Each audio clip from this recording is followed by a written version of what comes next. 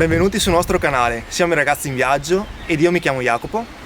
Per chi non sapesse ancora, io mi chiamo Stefano. E stiamo viaggiando per valorizzare i nostri territori. Oggi ci troviamo al Molinetto della Croda, nella valle di Lierza, in provincia di Treviso, nella strada che porta da Rifrontolo a Rolle. Si tratta di un mulino molto conosciuto nelle nostre zone e fu costruito nel 1630 e tristemente conosciuto anche per una tragedia che avvenne nel 2014, dove a causa dell'esondazione del torrente morirono purtroppo 4 persone.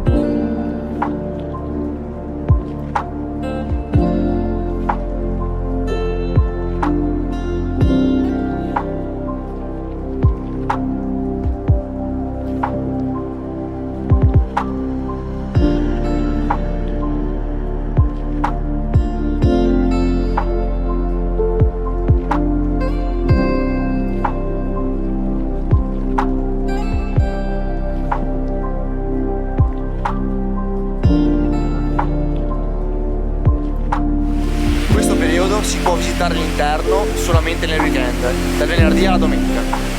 Dopo aver fatto un bel po' di riprese, ecco la nostra pausa pranzo. Oggi cos'hai per pranzo? Mortadella di pollo, ragazzi.